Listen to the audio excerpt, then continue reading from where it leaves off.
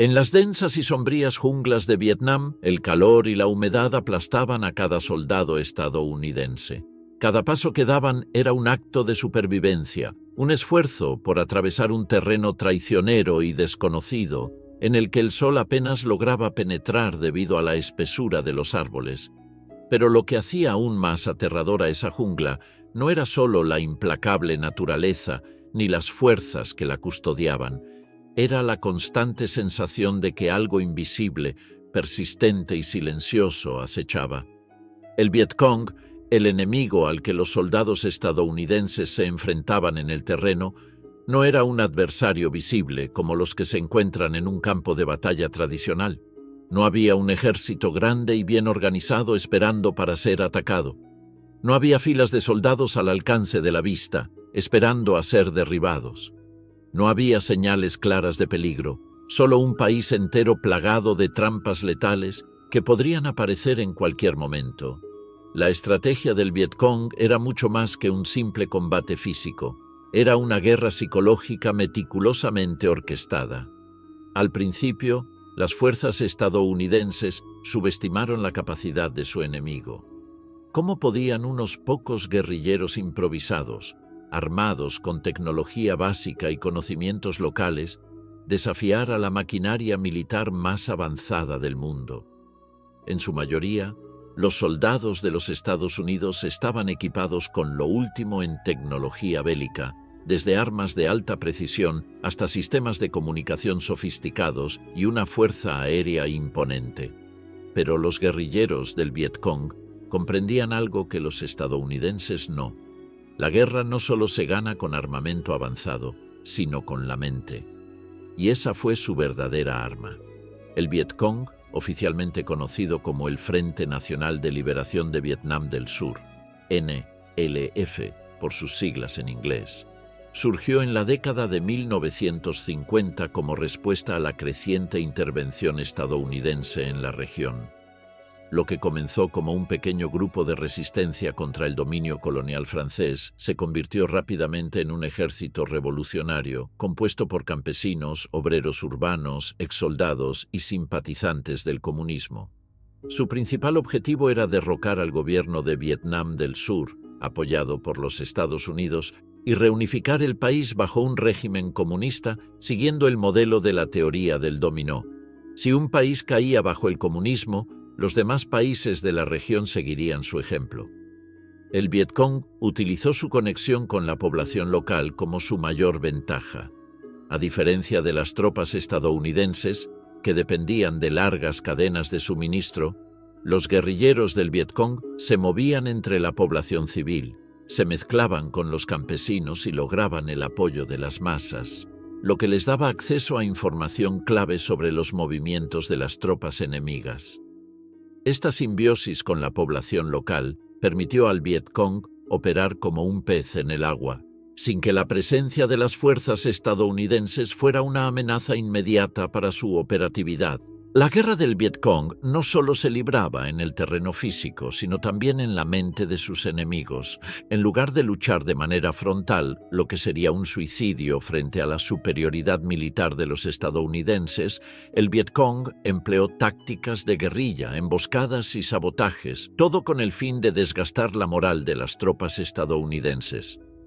El objetivo no era tanto ganar grandes batallas, sino hacer que los soldados se sintieran atrapados, inseguros y constantemente al borde del agotamiento. Si no podían derrotar a las fuerzas estadounidenses directamente, podían derrotarlas de manera indirecta, a través de la ansiedad, el miedo y la desesperación. Uno de los principales aspectos de esta guerra psicológica era la manera en que el Vietcong utilizaba su profundo conocimiento del terreno. Ellos no solo luchaban en un paisaje familiar, sino que se convirtieron en maestros de este espacio. Conocían cada recoveco, cada río, cada árbol y cada sendero. Esta ventaja les permitió lanzar ataques sorpresa, desaparecer sin dejar rastro y mantener a las tropas estadounidenses en un estado constante de alerta. Cada paso que daban los soldados estadounidenses podría ser el último. Cada rincón del terreno era conde un potencial peligro. Este miedo constante tenía un efecto mucho más devastador que el daño físico que causaban las armas del Vietcong. Además, el Vietcong implementó trampas mortales, muchas de ellas diseñadas no solo para matar, sino para generar un terror psicológico aún mayor. Trampas como los punji sticks, unas estacas de bambú afiladas que se enterraban en el suelo, podían causar heridas tan horribles que los soldados no solo temían por sus vidas, sino por lo que les sucedería si caían en una de ellas. Cada día de patrullaje era un juego de azar, una lotería mortal donde el peor de los resultados era ser capturado por las fuerzas del Vietcong. De este modo, la tensión constante entre la incertidumbre y el miedo se convirtió en una herramienta para mermar la moral de las tropas estadounidenses, que nunca podían relajarse ni confiar en su entorno. El mayor logro del Vietcong fue crear un enemigo invisible. No era un soldado al que se pudiera disparar, ni un objetivo que se pudiera bombardear desde el aire. Era una guerra de guerrillas, un conflicto en el que no se luchaba contra un ejército, sino contra un territorio, un paisaje que se transformaba constantemente y que podía volverse letal en cualquier momento. El enemigo no solo estaba en las trincheras o en las selvas, sino que también estaba en la mente de cada soldado estadounidense. El temor a ser atacado, la incertidumbre de no saber en qué momento se podría caer en una trampa, y la constante sensación de no estar siendo realmente visto o comprendido por el alto mando estadounidense creaban un ambiente donde la moral de las tropas se desplomaba lentamente. Los soldados en el campo de batalla estaban bajo un estrés constante. La amenaza de las trampas y emboscadas estaba siempre presente. En esta guerra, la supervivencia dependía de ser capaz de vivir en un estado de tensión permanente, una habilidad que el Vietcong no solo dominaba, sino que implementaba de manera efectiva para quebrar la mente del enemigo. No solo luchaban contra el enemigo físico, sino que libraban una guerra en el interior de cada soldado estadounidense, desafiando su resiliencia mental y emocional. La guerra en Vietnam demostró algo que muchos olvidaron. No siempre gana el ejército más grande o más equipado. A veces, el enemigo invisible, el que juega con la mente y el miedo, puede ser mucho más efectivo. El Vietcong no solo enfrentaba a un ejército en el terreno, sino a un ejército que, aunque altamente capacitado, carecía de la comprensión de que el terreno psicológico es tan importante como el físico. Esta guerra se ganó en el corazón de cada soldado, en su capacidad para resistir la angustia constante, en su capacidad para avanzar a pesar del temor constante de caer en una trampa mortal. El Vietcong sabía que la guerra no solo era una cuestión de vencer a un ejército, era una cuestión de desgaste, desgastar la moral del enemigo, hacerlo dudar de sí mismo, hacerlo vivir con miedo constante, de modo que el miedo superara cualquier sentido de coraje o confianza. En ese sentido, el Vietcong se convirtió en una lección brutal sobre los límites de la guerra convencional y el poder de la guerra psicológica. La guerra que libraron no solo fue física, sino también mental, un tipo de batalla en la que no hay vencedores evidentes, solo sobrevivientes. El terreno en Vietnam se convirtió en uno de los peores enemigos para los soldados estadounidenses. La jungla densa y el paisaje accidentado no solo eran difíciles de atravesar, sino que se transformaron en una trampa mortal por sí mismos. Mientras que el ejército estadounidense estaba acostumbrado a luchar en espacios más abiertos y con terrenos más predecibles, el Vietcong, con su profundo conocimiento del ambiente, pudo convertir cada rincón de la selva en un campo de batalla. La selva no era solo un telón de fondo para los enfrentamientos, era parte activa de la lucha, un enemigo en sí mismo. A lo largo de la guerra, los guerrilleros del Vietcong utilizaron su intimidad con el terreno para lanzar emboscadas, establecer escondites y realizar ataques rápidos que dejaban a las fuerzas estadounidenses desorientadas y vulnerables. La dificultad de la geografía dificultaba enormemente las maniobras estadounidenses. En lugar de enfrentarse cara a cara, el Vietcong empleó tácticas que despojaron a los soldados de su ventaja tecnológica. Esto se reflejaba especialmente en su uso de trampas mortales, como los punji sticks o las trampas de bambú, que estaban camufladas con un nivel de maestría que hacía casi imposible detectarlas a tiempo. El conocimiento del terreno y la capacidad para esconderse entre la población local les permitió al Vietcong ejecutar ataques y desaparecer casi sin dejar rastro. Estos guerrilleros no luchaban desde bases fijas ni usaban los mismos métodos de combate convencionales. En lugar de eso, adoptaron la guerrilla, un estilo de lucha en el que cada guerrillero se convertía en una extensión del paisaje, un camuflaje humano capaz de desaparecer entre las sombras de la jungla.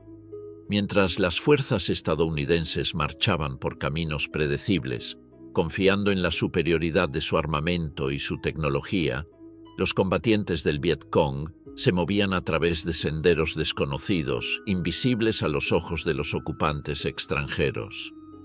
La guerra de guerrillas, con sus escaramuzas rápidas, sabotajes y emboscadas, tenía un objetivo claro: desgastar al enemigo. El Vietcong no intentaba ganar grandes batallas, sino que centraba sus esfuerzos en socavar la moral de los soldados estadounidenses. Esta estrategia de desgaste estaba basada en la teoría de Sun Tzu sobre la guerra, que enfatizaba la importancia de conocer el terreno y sorprender al enemigo. Los guerrilleros del Vietcong nunca buscaban enfrentamientos directos. Preferían desgastar poco a poco a sus oponentes, burlándose de la poderosa maquinaria militar estadounidense. La movilidad y la rapidez eran esenciales en este tipo de combate.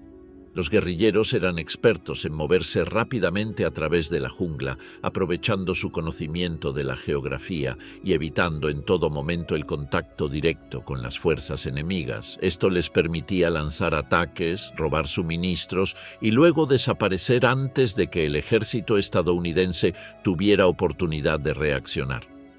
Las fuerzas estadounidenses, por otro lado, se vieron forzadas a adoptar nuevas tácticas, pero la rigidez de su estructura y la dependencia de tecnología avanzada les impidió adaptarse rápidamente.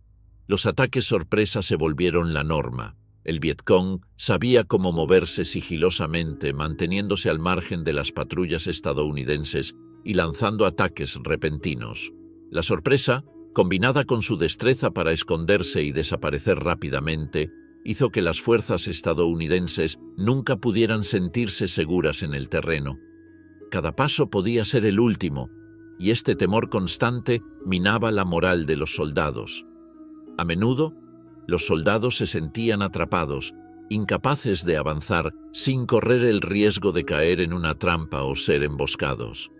La jungla, lejos de ser un simple obstáculo, se convirtió en el campo de batalla, un adversario más que les negaba la certeza de la victoria. Para contrarrestar el avance del Vietcong, los soldados estadounidenses comenzaron a utilizar patrullas aéreas, aviones de combate y bombardeos masivos. Sin embargo, la respuesta del Vietcong fue innovadora. Si bien las bombas caían desde el aire, el Vietcong seguía el principio de la guerra de guerrillas, dispersándose, escondiéndose en túneles y dejando pocos rastros. Los bombardeos no lograron destruir la infraestructura subterránea que el Vietcong había creado. Los túneles de Cu Chi, un sistema de pasajes subterráneos que se extendían por kilómetros, sirvieron como refugios, almacenes de suministros, hospitales y bases de operaciones. Estos túneles fueron esenciales para mantener la lucha del Vietcong, permitiéndoles operar desde un refugio seguro mientras mantenían el control sobre áreas cruciales. La utilización de estos túneles subterráneos fue una respuesta directa a la superioridad aérea estadounidense. Mientras que los aviones estadounidenses destruían la tierra visible, los guerrilleros se escondían bajo tierra. Los túneles les ofrecieron una ventaja estratégica vital, ya que les permitieron planificar sus operaciones sin ser detectados, almacenar armas y suministros y protegerse de los constantes bombardeos. Los soldados estadounidenses, por más avanzados que fueran tecnológicamente, no pudieron erradicar completamente este sistema subterráneo, lo que permitió al Vietcong continuar sus operaciones en el terreno incluso cuando las fuerzas estadounidenses lograban destruir otras áreas visibles. Los túneles de Cu Chi también demostraron cómo el Vietcong adaptaba su táctica a las condiciones del conflicto. En lugar de luchar en condiciones de desventaja, como lo haría un ejército convencional, los guerrilleros del Vietcong usaron su conocimiento del entorno a su favor. Los túneles no solo les ofrecieron protección, sino también una ventaja psicológica. Para los soldados estadounidenses, la idea de que sus enemigos podían estar literalmente debajo de ellos, esperando en la oscuridad, era aterradora. La jungla ya no era solo un terreno peligroso, sino un lugar plagado de amenazas invisibles. Los túneles proporcionaron al Vietcong la capacidad de moverse rápidamente, de atacar con precisión y de evitar ser atrapados en la lucha directa. Con el tiempo, las fuerzas estadounidenses se vieron obligadas a adaptarse aún más a las tácticas del Vietcong. Los bombardeos y la lucha directa no estaban dando resultados. El enemigo continuaba presente, moviéndose en las sombras, y la guerra estaba comenzando a erosionar la moral de las tropas. Mientras tanto, el Vietcong seguía aplicando su enfoque de desgaste, confiando en que la paciencia y la adaptabilidad ganarían la guerra. Para ellos, la victoria no era una cuestión de ganar grandes batallas, sino de mantener la presión, de desgastar lentamente a su enemigo hasta que la moral de las fuerzas estadounidenses cayera. En un conflicto donde el terreno mismo era una amenaza y donde el enemigo se movía en la oscuridad, la adaptación fue clave. El Vietcong demostró que un ejército no necesita ser grande ni poseer armas avanzadas para ganar una guerra. Todo lo que se necesita es la voluntad de usar el terreno, la psicología y la persistencia para convertir cada rincón en un campo de batalla. La guerra de guerrillas, con su flexibilidad y su constante sorpresa, convirtió a Vietnam en un terreno donde la ventaja tecnológica de los Estados Unidos se volvía insignificante frente a la astucia del Vietcong. En el corazón de la guerra de Vietnam, los túneles de Cu Chi se convirtieron en uno de los símbolos más representativos de la resistencia del Vietcong. Estas redes subterráneas, construidas a lo largo de kilómetros en la jungla, no solo fueron un refugio físico para los guerrilleros, sino también un espacio donde la guerra psicológica alcanzó su máximo nivel. Mientras las fuerzas estadounidenses luchaban por dominar la superficie con su superioridad aérea y armamentística, los guerrilleros del Vietcong se movían y operaban bajo tierra, burlando los ataques y desgastando mentalmente a los soldados estadounidenses, que nunca sabían si el enemigo estaba debajo de sus pies, a la vuelta de cada esquina, o incluso dentro de las casas que patrullaban. La construcción de los túneles de Cu Chi comenzó en la década de 1940, pero fue en la Guerra de Vietnam cuando realmente cobraron importancia estratégica. Estos túneles, que conectaban áreas de gran importancia estratégica en Vietnam del Sur, ofrecieron al Vietcong una ventaja significativa, ya que les permitieron seguir operando a pesar de los constantes bombardeos estadounidenses. Estos pasajes subterráneos servían como centros de comando, hospitales improvisados, almacenes de suministros y, lo más crucial, como refugios ante el fuego enemigo. La capacidad de los guerrilleros para sumergirse en la tierra y escapar del ataque aéreo estadounidense era una ventaja psicológica masiva. Mientras las bombas caían sobre el terreno, los guerrilleros del Vietcong se deslizaban por sus túneles, invisibles y casi indetectables. Los soldados estadounidenses, por su parte, veían con creciente desesperación cómo los túneles les escapaban, incluso cuando sus fuerzas aéreas y terrestres habían intentado destruirlos. Cada incursión de los comandos estadounidenses en la jungla, destinada a desmantelar estas redes subterráneas, se encontraba con la misma frustración. No importaba cuántos kilómetros de jungla se despejaran o cuántos bombardeos se lanzaran, los túneles seguían siendo un misterio y el enemigo seguía siendo invisible. Esta incapacidad para erradicar la amenaza subterránea afectaba profundamente la moral de los soldados. Sabían que por cada túnel destruido, otro podría surgir en su lugar, y que, Incluso si se encontraban con uno, el Vietcong podría estar observándolos desde debajo de la tierra, esperando el momento adecuado para atacar. La vida dentro de los túneles era extremadamente difícil. Los guerrilleros vivían en condiciones miserables: calor opresivo, espacio reducido, poca ventilación y la constante amenaza de derrumbes. Sin embargo, estos túneles no solo representaban un refugio físico, sino que también servían como un lugar de reinvención, donde los guerrilleros podían reorganizarse, planificar sus ataques y recuperarse de los combates sin exponerse al peligro. Los túneles de Cu Chi no eran simples pasajes. Eran una manifestación tangible de la estrategia del Vietcong para operar desde las sombras. A medida que los soldados estadounidenses patrullaban el denso terreno de la jungla, no podían evitar preguntarse: ¿estarán ahí abajo observándonos? ¿Estarán esperándonos mientras pasamos por encima de ellos? El Vietcong adaptó sus tácticas a la geografía y las amenazas que enfrentaba. Sabían que, a pesar de contar con menos recursos, su conocimiento del terreno y su capacidad para operar en las sombras les daba una ventaja psicológica formidable. Para los soldados estadounidenses, los túneles eran un recordatorio constante de que el enemigo nunca estaba realmente lejos. Esta sensación de amenaza inminente, de no saber dónde estaba el enemigo o cuándo iba a surgir, mantenía a los soldados en un estado de ansiedad constante. Avanzar por el terreno se convertía en un ejercicio de constante desconfianza y precaución. No sabían si el siguiente paso los llevaría hacia una trampa mortal o si simplemente pasarían de largo, ignorantes de la amenaza que se ocultaba en lo más profundo del suelo. Este sentido de paranoia se convirtió en una de las tácticas más efectivas del Vietcong. La incertidumbre y el miedo al enemigo invisible que acechaba bajo tierra crearon un ambiente donde la psicología del soldado estadounidense se desgastaba. No era solo el peligro físico lo que los afectaba, era la constante sensación de estar siendo observados, de estar atrapados en un laberinto sin salida. La guerra no solo se libraba con rifles y bombas, sino en las mentes de los soldados, que nunca podían estar seguros de su entorno. Además de servir como refugio, los túneles de Cu Chi funcionaban como centros logísticos vitales para la guerra del Vietcong.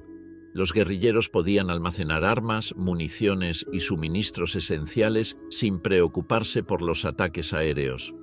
Las unidades de combate se reabastecían sin tener que exponerse al enemigo, lo que les permitía mantener una presencia constante en el campo de batalla sin ser detectados. Los túneles también albergaron pequeñas fábricas donde se producían armas improvisadas y suministros médicos. Esta capacidad de operar desde el subsuelo permitía al Vietcong resistir durante largos periodos sin depender de las cadenas de suministro convencionales. La guerra de guerrillas en Vietnam se centró en una lucha constante por el control del espacio, pero lo que los túneles de Cu Chi representaban era algo más. No solo eran un refugio de la guerra convencional, sino que también reflejaban un enfoque más profundo y psicológico para desafiar la ocupación. El Vietcong no solo luchaba por territorio, sino por el control mental de las tropas estadounidenses. Cada vez que los soldados invadían la jungla, sentían que no solo luchaban contra un ejército visible, sino contra una fuerza invisible que los acechaba desde debajo de la tierra, acechando su confianza, su moral y su disposición para continuar la lucha. La creación de estos túneles mostró la capacidad del Vietcong para adaptarse a su entorno y a las limitaciones impuestas por la superioridad de los Estados Unidos. En lugar de enfrentarse de manera directa y convencional, el Vietcong convirtió el terreno mismo en una trampa mortal, diseñando una red que les permitió mantener su presencia de manera indefinida. Para los soldados estadounidenses, esto representaba una pesadilla interminable: avanzar sin saber si el próximo paso los llevaría hacia el peligro. Los túneles de Cu Chi y otras redes subterráneas no solo fueron un testamento de la astucia del Vietcong, sino también de su profundo entendimiento de la guerra psicológica. Con cada emboscada, Con cada trampa y con cada túnel no descubierto, el Vietcong minaba la moral de las fuerzas estadounidenses, creando un conflicto que no solo se libraba con armas, sino con la mente. La guerra se volvía interminable, no porque el Vietcong tuviera la capacidad de destruir a sus enemigos de manera física, sino porque podía mantenerlos atrapados en una guerra psicológica constante, que hacía que la victoria se viera cada vez más distante y difícil de alcanzar. En la guerra de Vietnam, las trampas del Vietcong no solo fueron herramientas de destrucción física, sino también de devastación psicológica. Los soldados estadounidenses, que enfrentaban la superioridad aérea y armamentística de su propio ejército, fueron atacados no solo por las balas o las bombas, sino por el miedo constante de caer en trampas invisibles.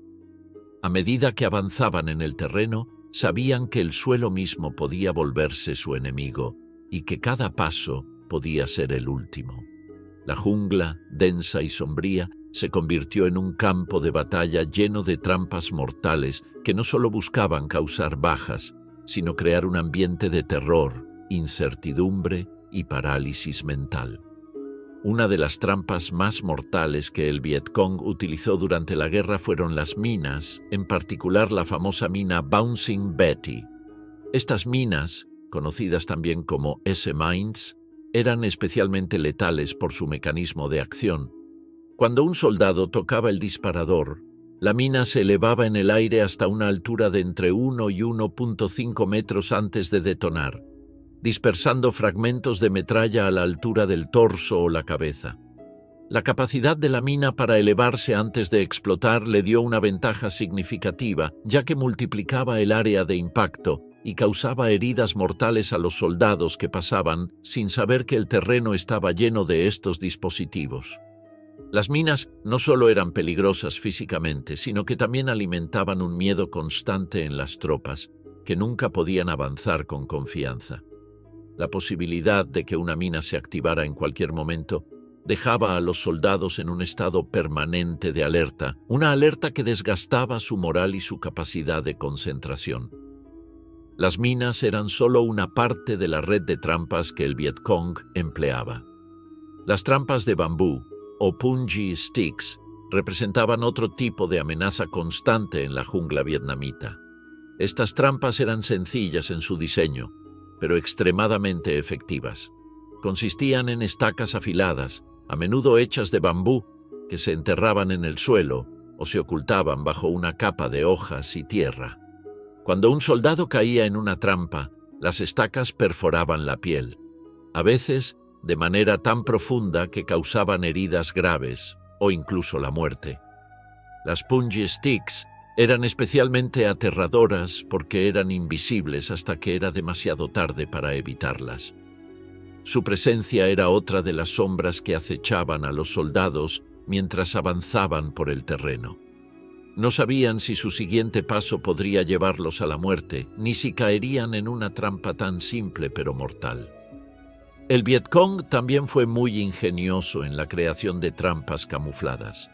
A menudo utilizaban objetos cotidianos como latas, cajas o incluso partes de la munición de la guerra para fabricar trampas improvisadas que el enemigo no podía anticipar.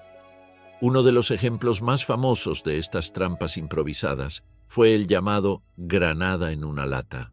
Este dispositivo consistía en una granada de mano que se fijaba dentro de una lata vacía, la cual era colocada en el suelo o en un área frecuentada por soldados estadounidenses. Cuando un soldado tocaba la lata o movía el dispositivo, la granada se activaba, explotando con la fuerza suficiente para causar graves daños. Aunque esta trampa no era tan sofisticada como una mina, su naturaleza improvisada la hacía aún más peligrosa, ya que el enemigo nunca sabía si un objeto aparentemente inofensivo podría ser un dispositivo letal en potencia. Además de las trampas físicas, el Vietcong también utilizó trampas psicológicas para desmoralizar a las fuerzas estadounidenses. Muchas de las trampas estaban diseñadas para infligir heridas severas sin necesariamente matar, lo que tenía un doble propósito. Por un lado, causaban un daño físico inmediato, pero por otro, sembraban una semilla de terror que se infiltraba en la mente de los soldados. Un soldado herido, especialmente en un entorno tan hostil como la jungla de Vietnam, era una víctima no solo de la trampa en sí, sino también de la incertidumbre que generaba su situación. Las heridas causadas por las trampas de bambú, por ejemplo, a menudo se infectaban debido a las condiciones de humedad y falta de atención médica, lo que significaba que la víctima debía ser evacuada, reduciendo la capacidad operativa de la unidad y dejando al soldado con una sensación de vulnerabilidad que perduraba mucho después de haber sido atendido. Las trampas del Vietcong no solo afectaban a los soldados en el momento del impacto físico, también tenían un impacto psicológico profundo. La guerra no se libraba solo en el terreno, sino en la mente de los combatientes. Cada movimiento era una apuesta, y la incertidumbre constante generaba una sensación de desconfianza en cada rincón de la jungla. Las tropas estadounidenses, acostumbradas a la guerra convencional, se vieron obligadas a adaptarse a un entorno en el que la victoria no dependía solo de la habilidad con las armas, sino de la capacidad para mantenerse mentalmente fuertes. La constante amenaza de trampas minaba la moral de los soldados, dejándolos exhaustos tanto física como emocionalmente. Una de las trampas más emblemáticas utilizadas por el Vietcong fueron las trampas de red, también conocidas como catchers, o trampas para atrapar a los hombres. Estas trampas consistían en una red grande y camuflada que se tendía en el suelo, con cuerdas sujetas a un mecanismo oculto. Cuando un soldado pisaba el lugar correcto, la red se tensaba rápidamente y lo levantaba del suelo, dejándolo colgado, vulnerable y completamente fuera de combate. Esta trampa no solo causaba heridas físicas, sino que también creaba una sensación de impotencia y humillación en los soldados. La sorpresa y la vulnerabilidad eran factores clave en su efectividad. El soldado no solo era incapaz de luchar, sino que, en muchos casos, no podía entender lo que había sucedido hasta que era demasiado tarde. La sensación de ser atrapado por un enemigo invisible en un entorno tan hostil alimentaba la desesperación y el sentimiento de estar completamente a merced del Vietcong. El uso de trampas mortales por parte del Vietcong mostró una profunda comprensión de la guerra psicológica. No solo se trataba de infligir bajas físicas, sino de generar una atmósfera de miedo constante, un estado en el que cada soldado debía cuestionar cada paso que daba. La jungla vietnamita, que de por sí ya era un desafío, se convirtió en una prisión psicológica, donde el enemigo era tanto físico como invisible.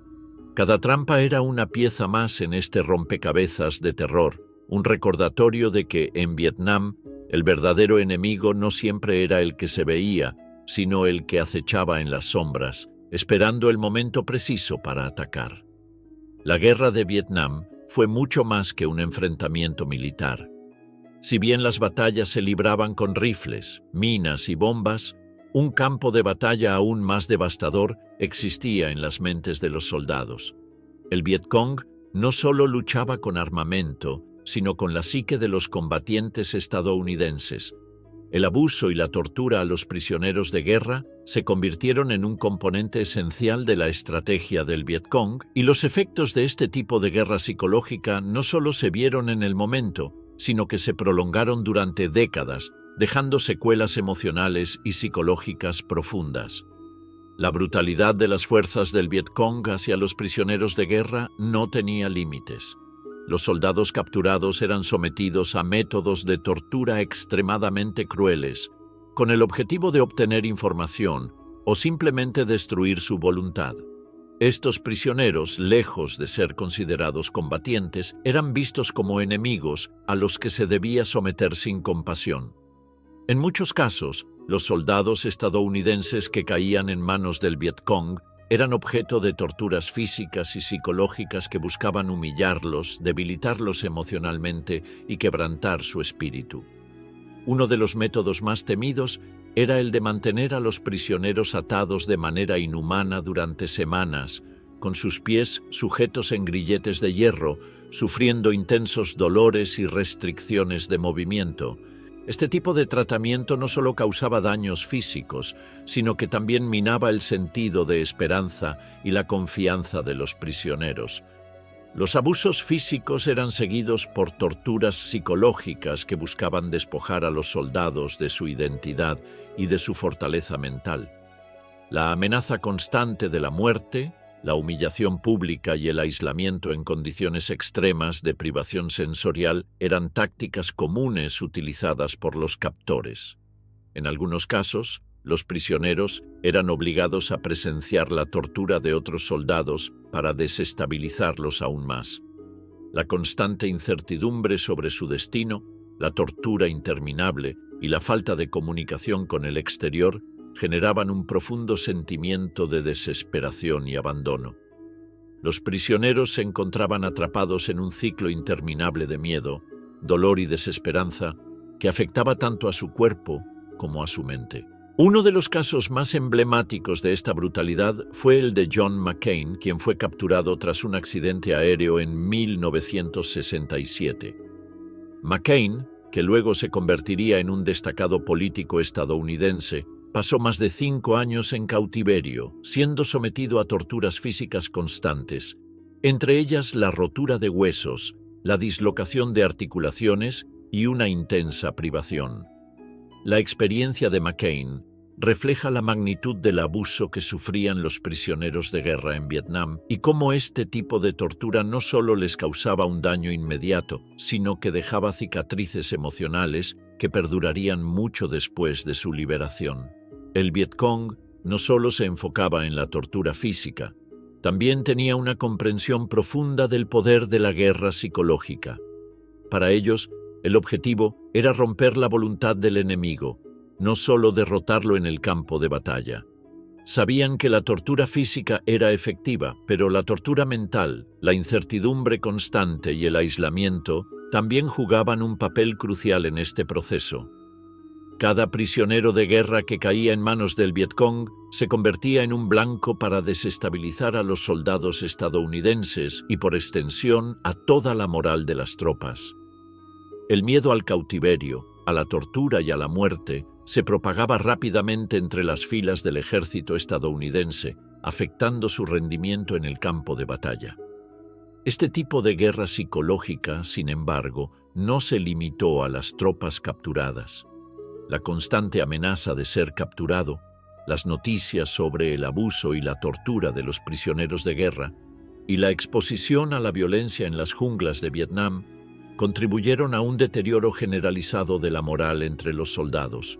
El estrés postraumático, que hoy en día conocemos como un trastorno mental asociado a experiencias de guerra, comenzó a afectar a un gran número de combatientes que se encontraban emocionalmente rotos por la constante violencia y las condiciones extremas de la guerra.